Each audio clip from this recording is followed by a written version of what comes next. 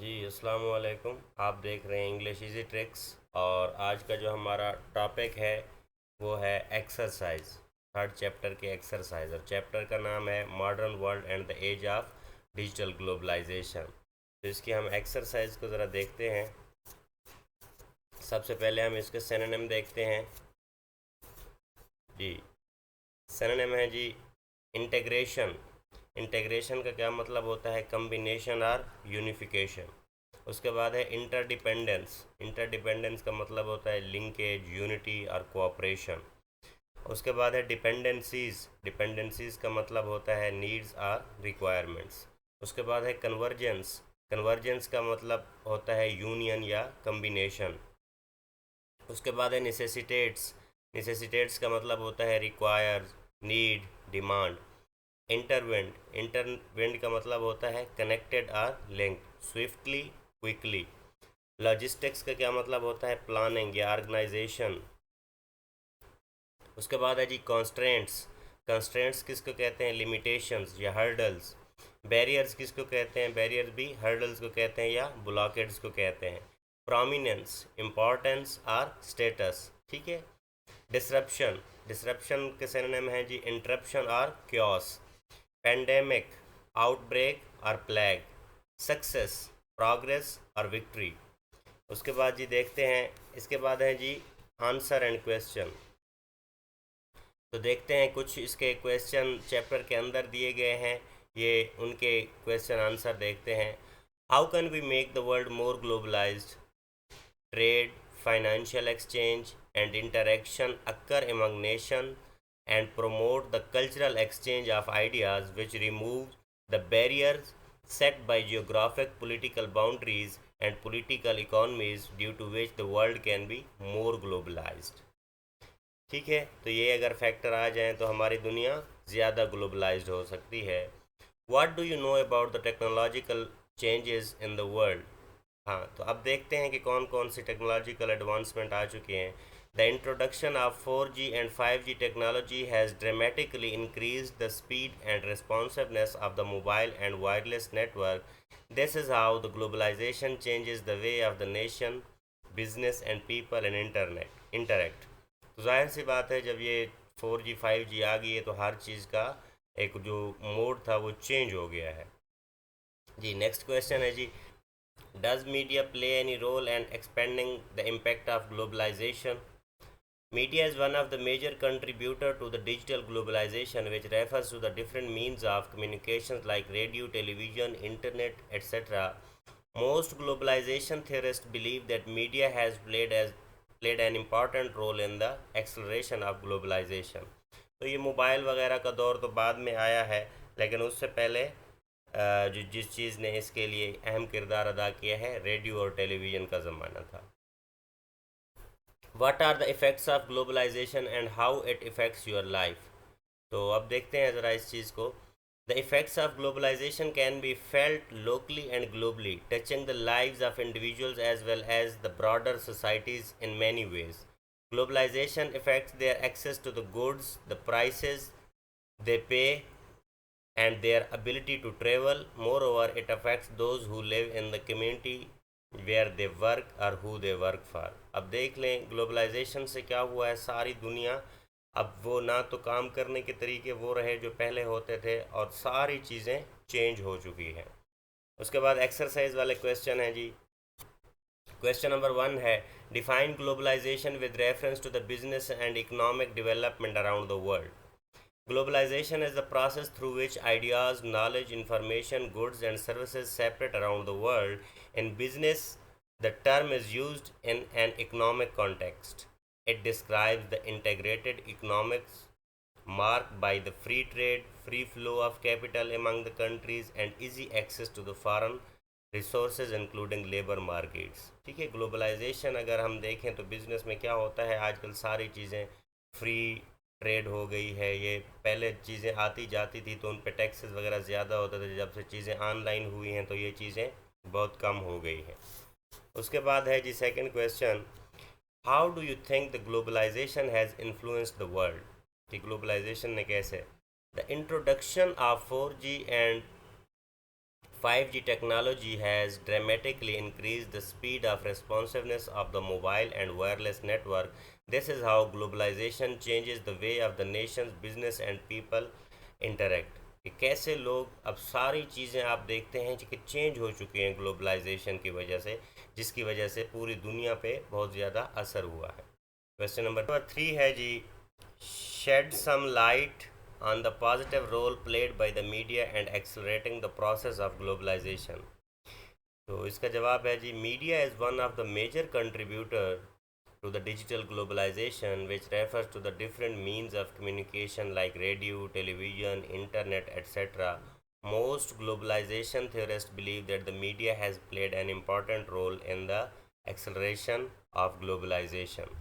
कि इन इस चीज़ ने, और थ्योरिस्ट यही कहते हैं जो एक्सपर्ट्स हैं, कि इस चीज़ ने बहुत ज़्यादा उसमें इजाफा किया है।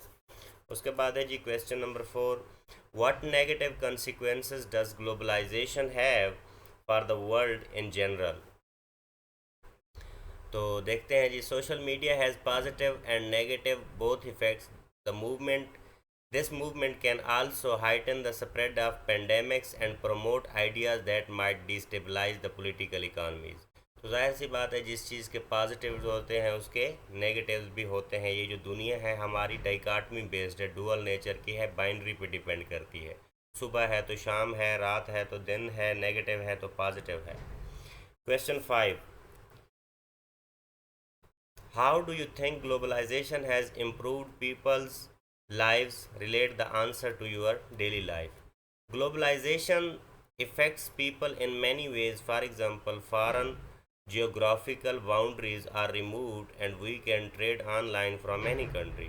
Today's life mostly depends on online earnings, and that is due to the globalization, which we know about the whole the world and the what is happening. All the credit goes to the globalization. ये इसी internet और globalisation की वजह से ही हमें पता चलता है कि दुनिया में क्या हो रहा है जी। उसके बाद देखते हैं आगे क्या है। हाँ, ग्रुप डिस्कशंस है बेटा, ये मैंने आप लोगों के लिए सॉल्व की है एक्सरसाइज, ठीक है। हो सकता है कुछ टीचर्स बच्चों को ये एक्सरसाइज दे देते हैं, तो मैंने इसको सॉल्व करने की कोशिश की है। अब ये मैं आपको दे देता हूँ, अगर आपने देखनी है तो ठीक, नहीं तो आप वीडियो को आगे कर सकते हैं।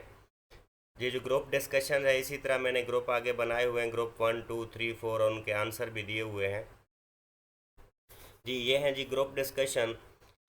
फर्स्ट क्वेश्चन है, how do you think the ability to sell and purchase of goods from the global market has influenced local business in Pakistan. तो इसका आंसर है जी, the ability to sell and purchase goods from the global market has expose the local business in Pakistan to increase competition, forcing them to adapt, improve and product quality and pricing. However, it has also provided the opportunities for the local business to access new markets and customers, potentially leading to the growth and expansion. तो जाहिर सी बात है, जब ये चीज़ें online हो गई तो आपके फॉर एग्ज़ाम्पल आपका अगर एक ही किसी इलाके में शॉप है तो सिर्फ इसी इलाके के लोग आपसे चीज़ें ख़रीदने आते हैं। लेकिन अगर वही चीज़ ऑनलाइन हो गई तो आपसे कहीं पे भी बैठा हुआ इंसान वो चीज़ मंगवा सकता है। Share a few examples of popular online selling hubs in the Pakistan and how they contribute toward the digital economy. ये देखते हैं जी, popular online selling hubs in Pakistan include OLX को देख लें, ठीक है, अली बाबा ग्रुप, ये सारे क्या हैं जी, ये हमारे पास ऑनलाइन अवेलेबल हैं, और भी बहुत सारे होंगे। These platforms have contributed to the digital economy by providing a marketplace or local business and individuals to the sell products, promoting e-commerce and creating the job opportunities in the digital sector. अब group 2 को देखते हैं, ये telecommunication and internet connectivity का दौर है। How does the expansion of the mobile networks along with improved connectivity influence the digital globalization in the Pakistan? So, the expansion of mobile networks and improved connectivity in Pakistan has significantly influenced digital globalization by increasing access to the internet, enabling online transaction and facilitating the communication and information sharing. This has connected Pakistan business and individuals to the global digital economy, enabling them to participate in international trade and e-commerce and online services. तो जाहिर सी बात है globalisation Pakistan में सबसे ज़्यादा तो ये पेंडेमिक के बाद हुई है ऑनलाइन। बाकी दुनिया तो इस चीज़ पे पहले भी थी, लेकिन पाकिस्तान में इस चीज़ का ट्रेंड कम अज़ कम कोविड-19 के बाद आया। How access to the information and communication technology has transformed the lives of the ordinary Pakistanis, कि आम लोगों पे कैसे असर हुआ है। Access to the information and communication technology has transformed the lives of the ordinary Pakistanis by providing access to the information and knowledge, enabling one online education and skill development, facilitating। अब पहले देखें, ये जो first point है providing access to the information, पहले दौर में बड़े लोगों के पास लाइब्रेरियां वगैरह होती थी, गरीब लोगों के पास ये चीज़ नहीं होती थी। आजकल इंटरनेट का दौर है तो हर चीज़ आपके पास अवेलेबल है, कोई ये नहीं कह सकता कि मैं गरीब हूँ मेरे पास रिसोर्सेज नहीं है। Facilitating the communication and connectivity to the global communities, जाहिर सी बात है जिसके पास मोबाइल है यूँ समझें कि दुनिया में किसी भी बैठे इंसान के साथ वो रब्ता कर सकता है। Creating job opportunities and economic empowerment, आजकल देख रहे हैं लोग फ्रीलांसिंग कर रहे हैं। Improving the health care and financial services through the digital platform, तो जाहिर सी बात है आप देख लें फाइवर हो गया है, अपवर्क हो गया, इन पे बैठ के लोग आजकल ये चीज़ें कर रहे हैं ऑनलाइन काम। उसके बाद ग्रुप 3 है social media and digital communication. इसका क्वेश्चन है how have social media platforms like Facebook, Instagram and Twitter influenced the communication and connected lesson Pakistan.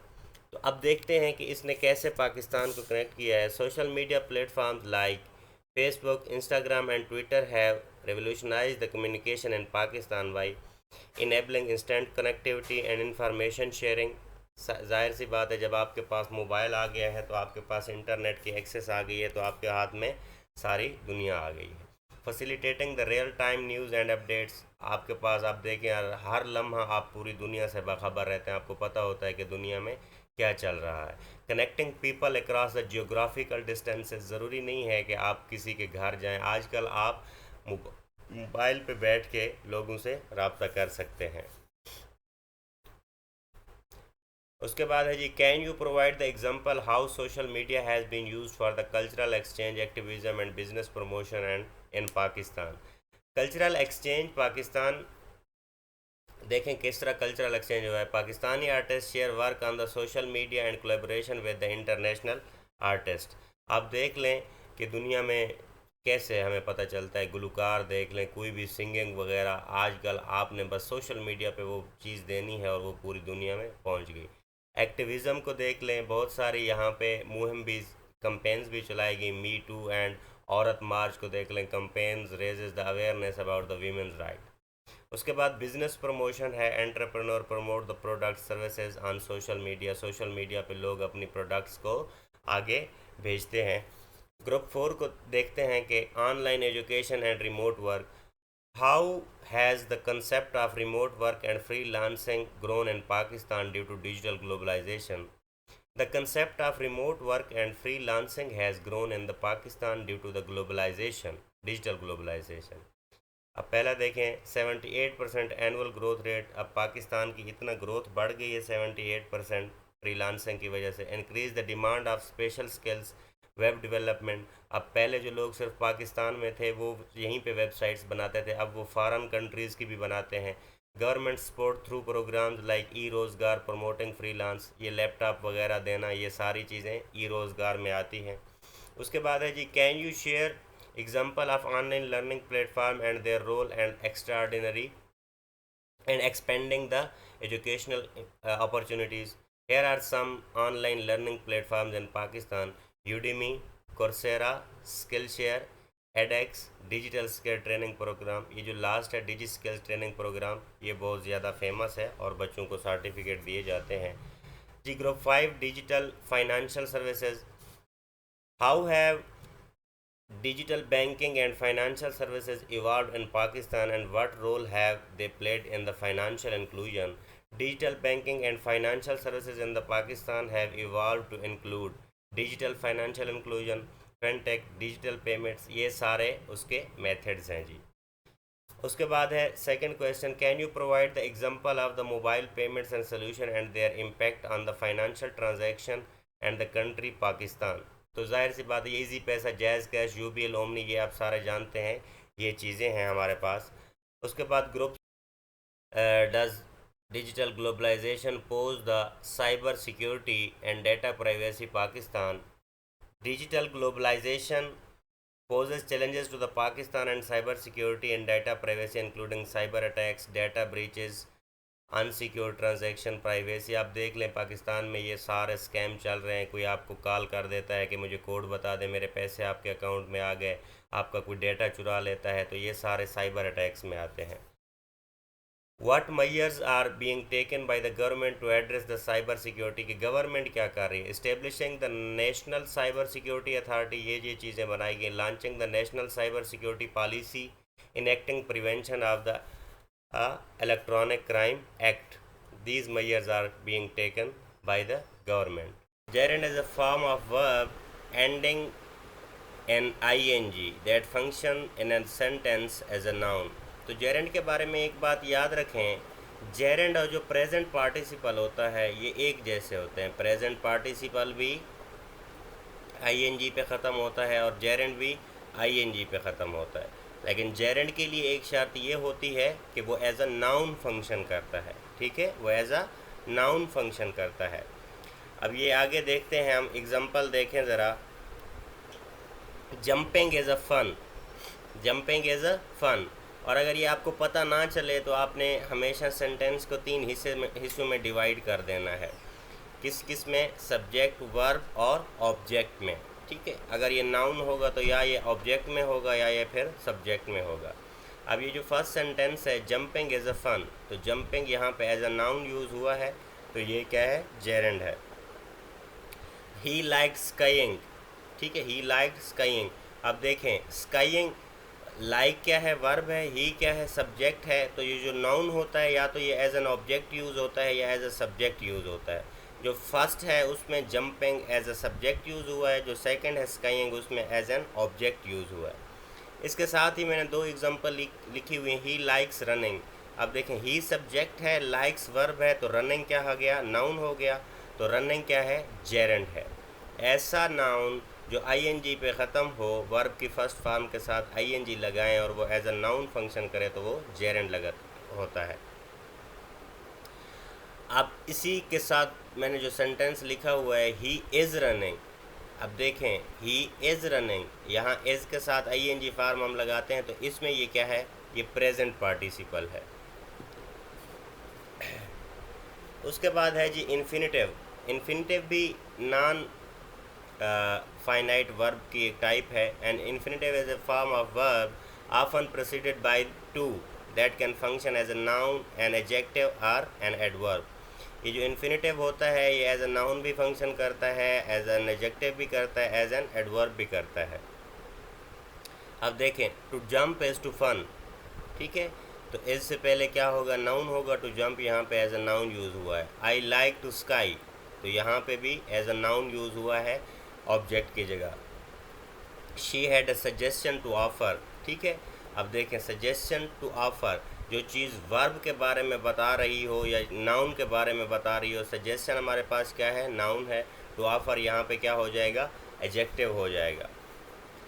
अब पार्टिसिपल को देखते हैं। पार्टिसिपल के बारे में हमेशा एक बात याद रखें, पार्टिसिपल की 2 टाइप्स होती हैं, प्रेजेंट पार्टिसिपल और पास्ट पार्टिसिपल। प्रेजेंट पार्टिसिपल क्या होता है? वर्ब की फर्स्ट फॉर्म के साथ आप आईएनजी लगाते हैं तो वो एज एन एडजेक्टिव भी काम करता है और फिर वो टेंसेस में कंटिन्यूटी भी शो करते हैं। इसी तरह पास्ट पार्टिसिपल को देख लें, या तो ये ईडी ऐड करते हैं हम फर्स्ट फॉर्म के साथ, या फिर थर्ड फॉर्म को कहते हैं। अब एग्जांपल मैंने लिखी हुई हैं, ब्रेक, ब्रोकन, ये जो इर्रेगुलर वर्ब्स हैं, ठीक है, राइट, रोट, रिटन, तो इनकी थर्ड फॉर्म को क्या कहते हैं? Past participle. अब देखें, a participle as a verb form that can be used as an adjective to modify the nouns and pronouns. It can end in ING or other irregular form. ठीक है, तो ये जो 2 टाइप्स मैंने, जो ING पे ख़त्म हो रही होगी वो प्रेजेंट पार्टिसिपल है जो ईडी पे या थर्ड फॉर्म ऑफ वर्ब होगी तो वो पास्ट पार्टिसिपल है। अब एग्जांपल्स देखते हैं। Holding the torch steadily, Jenny approach to the monster. अब देखें होल्डिंग द टार्च जब ये नाउन के साथ यूज़ हुआ है तो एज एन एडजेक्टिव यूज़ हुआ है, ठीक है। टार्च जो है ये नाउन है और इसके साथ होल्डिंग यूज़ हुआ है तो ये यहाँ पे क्या है, एज एन एडजेक्टिव यूज़ हुआ है। The dancing parrots entertain the crowd. अब देखें पैरट्स नाउन है, ठीक है, ये दा है जो ये आर्टिकल है, ठीक है, ये आर्टिकल भी नाउन के साथ ही लगता होता है। अब पैरट्स के साथ डांसिंग लग गया तो ये भी एज एन एडजेक्टिव यूज़ हो रहा है। The raked sail boat washed up on शोर। तो ये जो ऊपर वाले दो हैं आईएनजी पे ख़त्म हो रहे हैं, प्रेजेंट पार्टिसिपल हैं। ये जो रेक्ड है ये क्या है, पास्ट पार्टिसिपल है।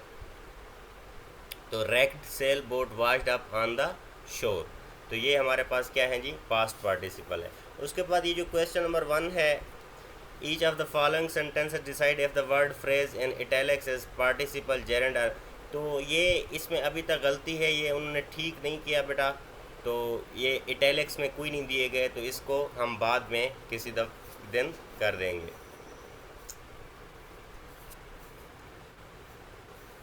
उसके बाद ये आपने गिफ्ट ऑफ मेजाई एक लेसन है, ये पढ़ना है, उसके बाद ये लिखना है। अगर आपको इसमें हेल्प की नीड हो तो आप कमेंट कर सकते हैं और इंशाल्लाह मैं अपलोड कर दूंगा। उसके बाद देखें कनेक्टेड बाय द वर्ड, ये इसने एक पोएम दी है, ठीक है, इसने एक पोएम दी है और इसमें क्या क्या हमने देखना है ये देखें ज़रा, नीचे इंस्ट्रक्शन पढ़ें। Highlight the gerund, infinitive and participle in the poem, ठीक है, कनेक्टेड बाय द वर्ड। अब इसका नाम क्या है पोएम का, कनेक्टेड बाय द वर्ड। अब ये देख लें ऊपर पार्टिसिपल ब्लू लिखा हुआ है, जो ब्लू अंडरलाइन होगा वो पार्टिसिपल होगा। इन्फिनेटिव ग्रीन लिखा हुआ है मैंने, जो ग्रीन होगा वो इन्फिनेटिव होगा। जेरेंड मैंने रेड लिखा हुआ है, जो जेरेंड होगा वो रेड होगा। तो ये जो कनेक्टेड है ये क्या है, पार्टिसिपल है। इसी तरह ये जो ब्लू है ये देख लें, ब्लू जो है ये सारे क्या हैं, ये पार्टिसिपल है। अब ग्रीन देख लें, टू ट्रेवल हो गया, तो ये क्या है हमारे पास, ये इन्फिनेटिव है। जेरेंड ये रेड है, कॉन्फ्रेंस हो गया, विलिंग हो गया, ये हमारे पास क्या है, जेरेंड है। उसके बाद है जी मूक, मैसिव ओपन ऑनलाइन कोर्सेज। तो ये हैवी कोर्सेज हैं, आजकल अवेलेबल हैं, आप इनसे इस्तेफ़ादा हासिल कर सकते हैं, ठीक है। मैसिव ओपन ऑनलाइन कोर्सेज बहुत सारी यूनिवर्सिटीज़ वगैरह इनको ऑनलाइन दे रही हैं और इनके कुछ फ़ायदे ये याद रखें, जो मैंने अंडरलाइन चीज़ें की हुई हैं, क्योंकि वीडियो हमारी बहुत लेंथी हो जाएगी तो इसलिए मैं देखें। लो ट्यूशन फ़ीस, इसका फ़ायदा क्या होता है, इनकी ट्यूशन फ़ी लो होती है। Need to have high end infrastructure, ठीक है, इनका इंफ्रास्ट्रक्चर जो है बहुत हाई है। अगर आपको मूव का भी आपको पता नहीं होगा, लेकिन फ्यूचर में आपको पता चलेगा, तो ये बहुत हाई इंफ्रास्ट्रक्चर होता है। Competent instructor for the course, for example आपने अगर मूव पे कोई कोर्स करना है तो उनके पास हाई क्वालिफाइड टीचर्स होते हैं, इंस्ट्रक्टर्स होते हैं। अगर आपने पाकिस्तान में बैठ के पढ़ना है तो आपके पास पाकिस्तान में जितना लोग हैं वही अवेलेबल होंगे, लेकिन मूव में ऐसा नहीं है, आप दुनिया के किसी भी शख्स से मूव कोर्स कर सकते हैं। बेसिक होता है ये, एडवांस देयर नॉलेज, और जाहिर सी बात है जब बंदा आपको एक अच्छा बंदा पढ़ा रहा हो तो वो एडवांस होता है। अब ये इंडस्ट्री लेवल पे enhance their skill sets regularly to meeting, mock test ज़्यादा इंडस्ट्री लेवल पे किए जाते हैं ताकि जो लोग हैं इनको स्किल, नई से नई स्किल्स सिखाई जाए। उसके बाद ग्रुप वर्क है, ठीक है, अगर इसकी आपको हेल्प की ज़रूरत हो तो आप कमेंट कीजिएगा, ये मैं अपलोड कर दूँगा। Thank you so much.